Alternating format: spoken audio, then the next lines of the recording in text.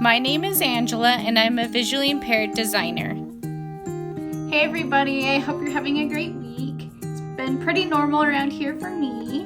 I'm excited to film this video though. I'm going to be sharing with you what the difference of a visible versus hidden or invisible disability is. And then I'm going to go ahead and share my experience as someone who has a visible disability. As a reminder, I'm only one disabled person and I can only share things that I've experienced, and I can't speak for all people who are disabled or visually impaired. Alright, so what is a visible disability versus an invisible disability? Now this can be looked at in a couple of different ways. Now I've heard some people explain a visible disability as when you can look at them, or even if you could hear or some kind of indicator while interacting with someone that they have a disability. A very clear example would be someone who's in a wheelchair. They have this device that they have with them that helps it be known that they have a disability. Or someone who has a guide dog or a cane, someone who uses a walker, someone who has some type of cast on their arm or something. And that just makes it really obvious to the person's eye that they have a disability.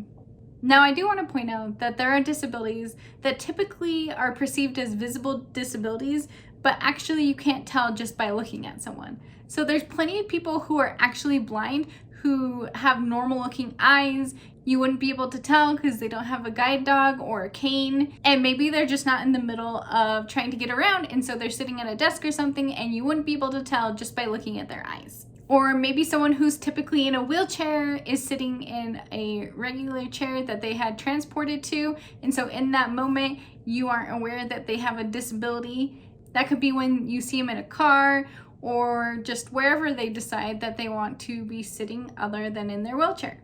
Now, I do think it's common for people when they think about disabilities to think of people who have visible disabilities just because you can see it, it's right there.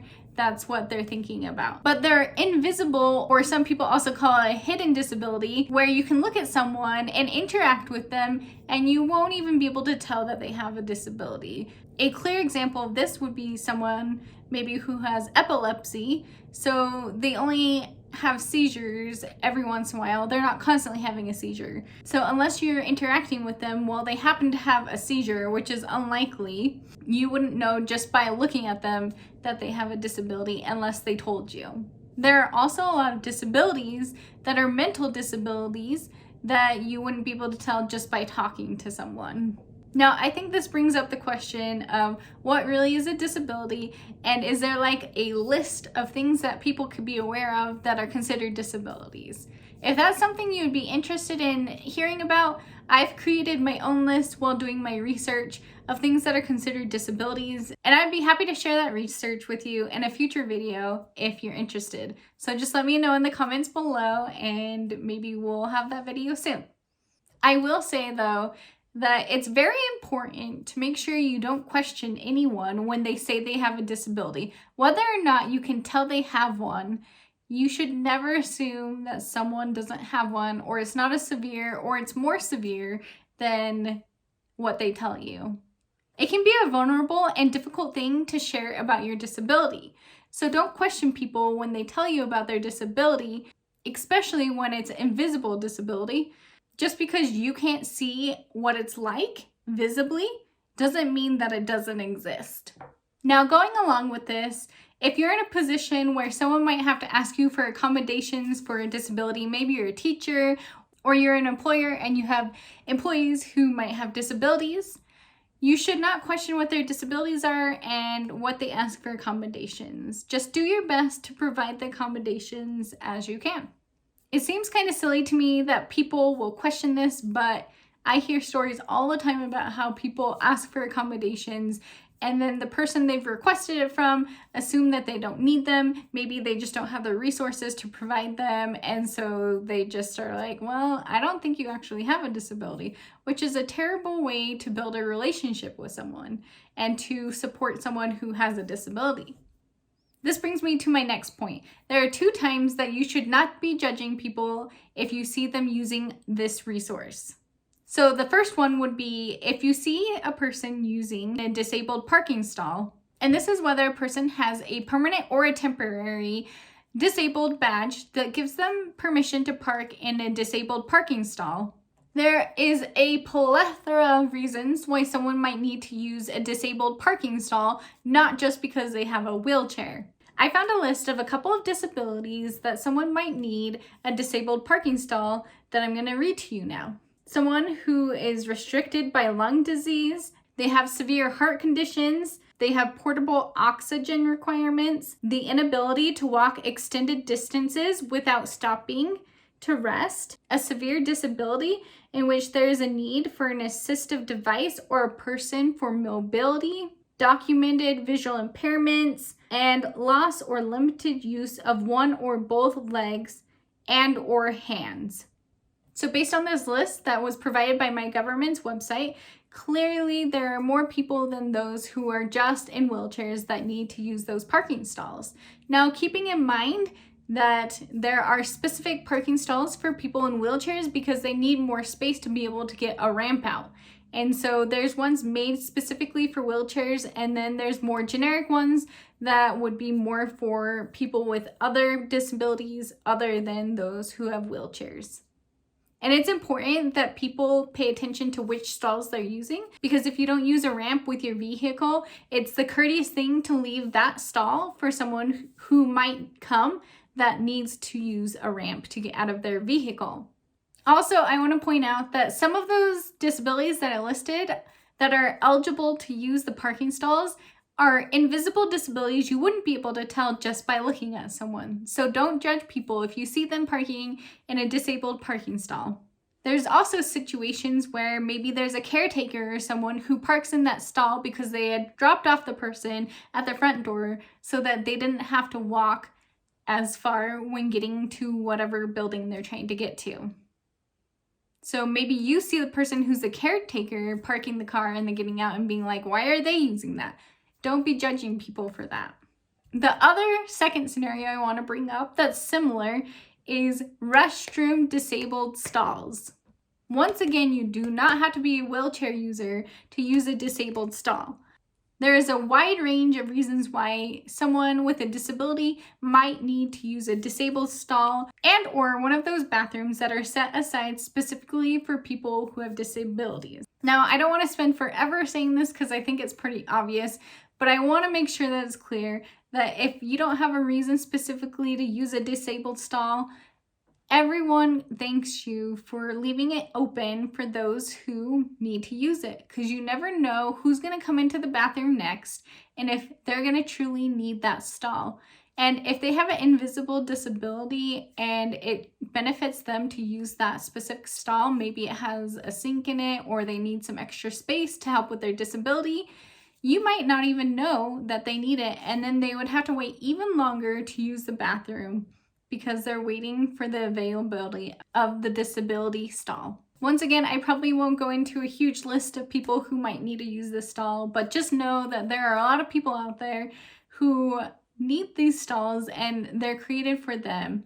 The main point for showing these examples is to help you understand that just don't question people's disabilities or why they're using specific resources. They probably have a good reason why they're using it, and sometimes we just need accommodations to help with disabilities. Okay, I want to share with you what it's like to have a visible disability. Now, for me, I am visually impaired. I am not blind. If you want to hear more details about my visual impairment, I will link a video that you can watch about how it affects my vision. But as a basis, I am visually impaired, which means I have low vision, but I'm not blind. I have a rare eye condition called aniridia. It makes it so that light hurts my eyes a lot. I also have a lazy eye and nystagmus, which makes my eyes shake. Now, because mostly of my lazy eye and my nystagmus, that word, and, well, because of my aniridia, I have really large pupils, so my eyes are super dark and it's not normal to have large pupils. So when people look at me, it's easy for them to be like, oh, okay, she must be visually impaired. So as I mentioned earlier, some people get questioned whether or not they have a disability. One pro to having a visible disability is people don't really question me when I say I have a visual impairment. But on the other side of that token, people assume that I can't see anything. They assume that I'm blind and that I just can't see anything at all. When that's not true. I'm not actually blind. I'm not considered legally blind even. I'm just visually impaired, which means that it's harder for me to see detail. Things can be blurry. It can be hard for me to see fine text or things that are poorly designed. Some things that are difficult about having a visible disability is that people stare at you, they look at you, and I think it's usually out of good, like they're trying to understand what your situation is. And I don't have a problem with that, but it's when they start being rude about it. Why is she staring at you? Or assuming I'm staring at someone. I have a lazy eye, so my eye is gonna do whatever it wants to. I can't control where my eye is looking. In fact, I can't even see out of the eye that is lazy very well, and so I'm not looking at you. I don't know why it's so common, but people just assume I'm looking at them. I mean, I guess it's kind of cool. I have like this superpower. I can look at everyone on the side of me. Like, that's pretty cool, right? It's common for me to hear children asking their parents something like, what's wrong with her eyes? Or what's up with her eyes looking over there? And not really understanding the situation. So my opinion on this is it's okay. Let them ask. Don't be weird and whisper and be like, shh, be nice. We shouldn't be asking things like this. No, I think that it's totally okay for a child to be curious. They just haven't interacted with anyone who has a visual impairment, and so they're just really curious and trying to understand. I have zero problem with a child or even an adult who comes up to me and nicely, politely asks about my visual impairment. What I do have a problem with is when it becomes weird because they're like, don't talk about that, that's a taboo subject, and then it makes it sound like this terrible thing that I have a visual impairment, when in reality it isn't. It's just part of who I am. It's not who I am. And we should be teaching our children about things like this at a younger age and not making it such a taboo subject. Let's take these moments and turn them into a teaching moment. Explain to them how they could politely go about asking me about my visual impairment or whatever my disability is. People also tend to assume that they need to baby me or that they need to jump to the rescue and help me, that they need to be the hero in the situation, that I am this like person who can't do anything for myself and I need help all the time. My best advice in this situation is simply, sometimes, yes, it is nice to have help from people, but make sure that you do it in a polite way where you ask first without just assuming they need help. Don't just grab onto someone's arm and be like, here, let me show you where it is or whatever. Ask them verbally for permission or if they would like assistance. And then if they say yes, go for it, help them. Do whatever you need to, but don't assume that they absolutely need your help and you doesn't even matter what they say, you're just gonna help them. That sounds kind of dramatic, but I hear stories all the time about people who assume that someone with a disability needs your help, and it's like this thing where they're just, I need to be that person to help them. Poor little them, let me get in there and do that for you. The next point is there are people who assume that there's things that I cannot do. They're like, are you sure you should be doing that? I don't think you can see well enough to be doing that. Let me decide as a person who's disabled what I can and cannot do. I will let you know what my limits are, and I will ask for that help, or I will ask for accommodation when needed. But you don't know what my vision's like, and you don't need to assume what I can and can't do. Now, I hope this isn't coming off like I'm mad or aggressive or something about this topic. I'm really just passionate, and I want to help people really truly understand what it's like to have a visible disability. Overall, my family and friends, and even people that I meet randomly, do a fairly good job. There's just definitely room for improvement when it comes to the stigma of people with disabilities, whether it's visible or a hidden disability. So I hope that this video helps you better understand the difference of a visible and invisible disability and what maybe you can do to improve when interacting with those who have disabilities. If you have a disability yourself, it would be great if you could comment below if you have anything you want to add to this video so that those who are able-bodied can have more advice from a variety of people so that it's not just my voice speaking about this. And also anyone who has any questions about my disability specifically or on this topic, I would love to answer those in the comments below, and maybe I'll address them in another video or respond in the comments. If you like this video, give it a big thumbs up. It really helps me out when you give it a big thumbs up. And if you want to see more videos about disability and design, go ahead and subscribe to my channel below and turn on the notification bell so that you receive notifications whenever I post a video, which is every Tuesday. I hope that you all have a fantastic week, and I will talk to you soon. Bye!